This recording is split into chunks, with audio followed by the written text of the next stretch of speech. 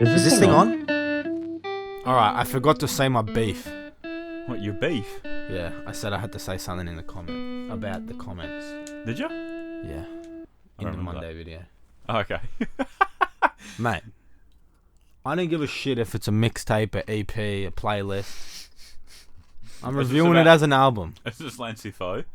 Yes. Yeah. The guy said it's a mixtape. Like, that just disregards the whole review. Yeah. Like, oh, we said it's an album. Who cares?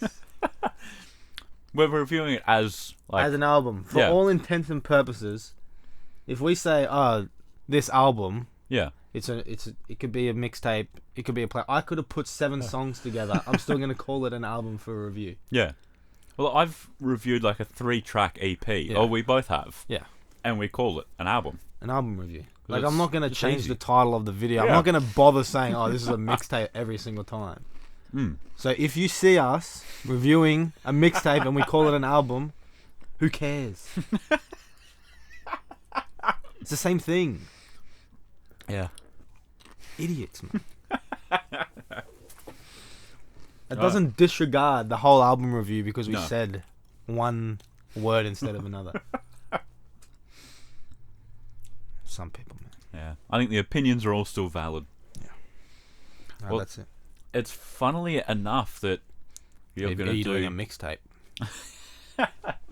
No, that you're going to do your first look at Brockhampton's new album. Because that's who I'm reviewing.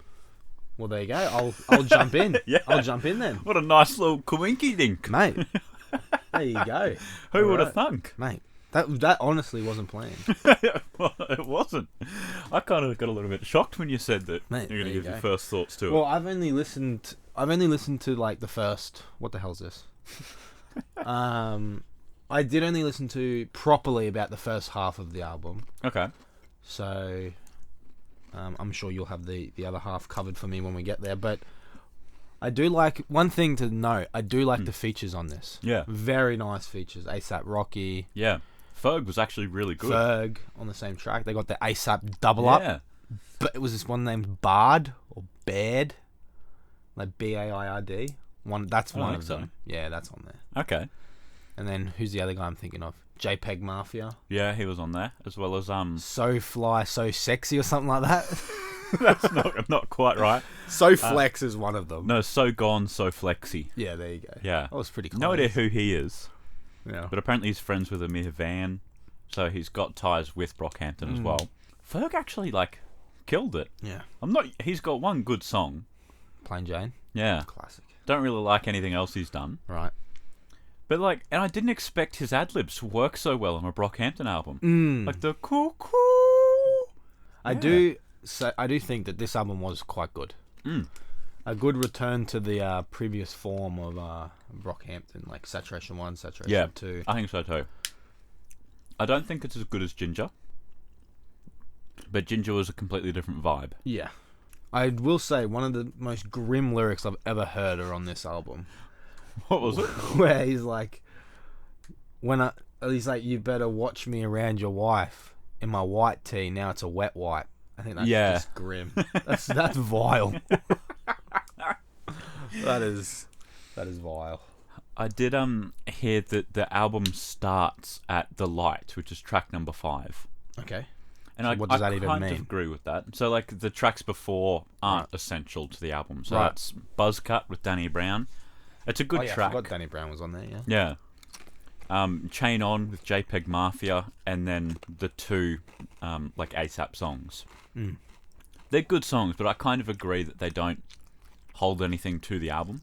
What number is Windows or whatever that one's called? 6. Because that's a banger. That is That a really slaps. good song. I yeah. like that song. That song slaps. Yeah. Like, just the way that, what's the song? Wait, I can't use my phone. What's the song where he's like, she needs a drug dealer, she needs someone to heal her? That's a banger, too. Oh, I know what you mean. That's a banging track.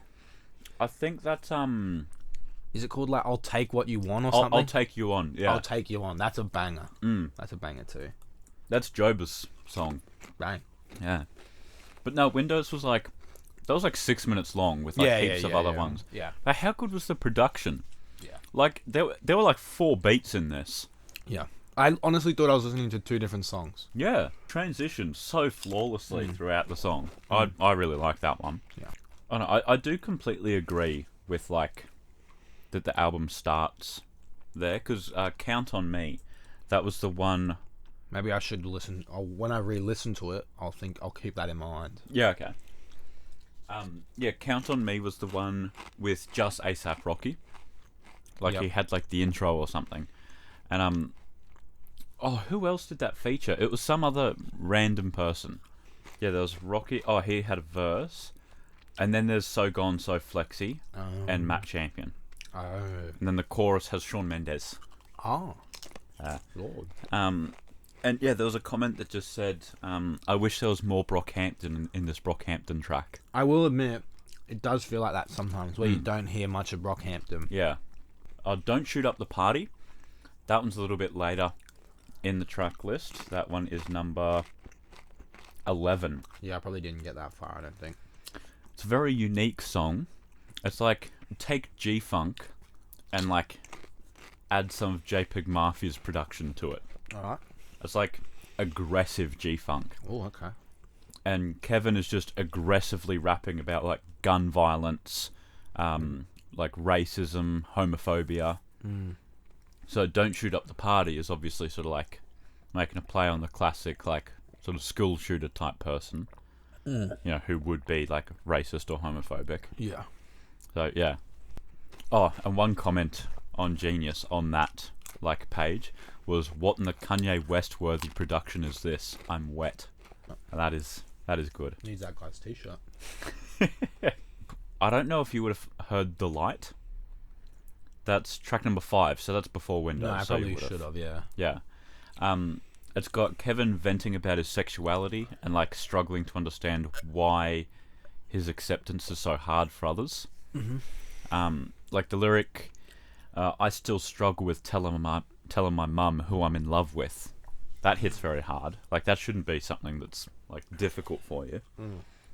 And that's sort of part 1 of Joba's story that he needs to tell throughout this album. I think this is his album. Right, okay. He definitely held this one up. A couple of lyrics from this one is, "Think I'll always be haunted by the image of a bloody backdrop, skull fragments in the ceiling, felt your presence in the room, heard my mother squealing." Very, very, like, raw. What's the track where someone's like, I remind myself of my dad with a gun to his head or something like that? That's that one. Oh, yeah. that's that one. Oh, there you Yeah, same verse as well, mate. go. Oh, man. There you go. Yeah. So, yeah, that is The Light. And then The Light Part 2 is the very last track. Oh, there you go. And that's where Joba sort of fully unleashes the rest of the story. Right. And it is, like, properly mental. Right, okay. Kevin has the first verse, which I didn't really like, to be honest. It's got a lyric in it at about the halfway point that says, "And these days no license, only take the Jeep if my boyfriend is driving. Plus he got the kind of skin that makes the police like him." And that's nice, but like I feel like that's sort of focusing too much on him when it was very obviously Joba's like moment.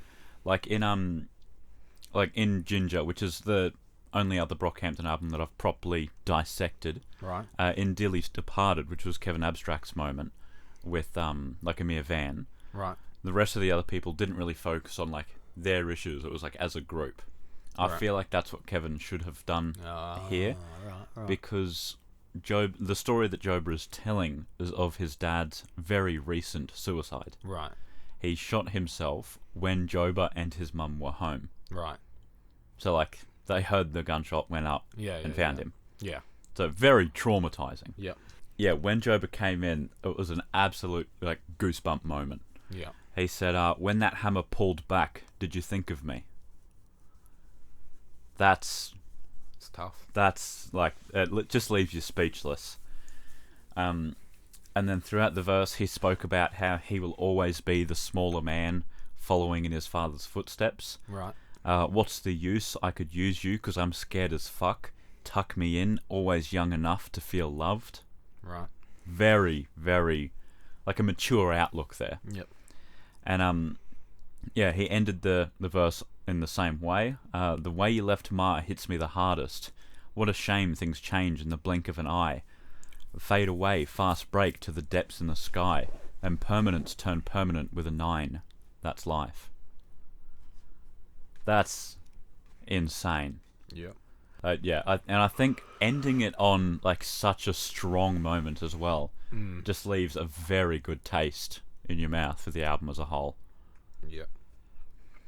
Yeah, I'm gonna rate it a 7.5 out of 10. Fair enough.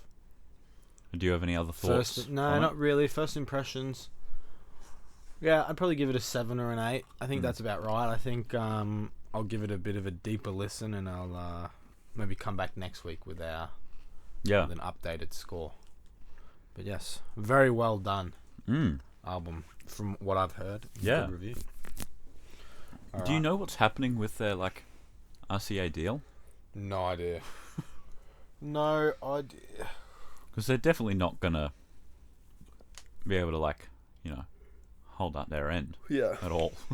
Yeah. I have no idea. Alright, well, be sure to tune in later today, because we've got some fun YouTube videos. No, I've got one. Oh, you got one? Yeah. Alright, let's roll. We'll see you then. That's a wrap.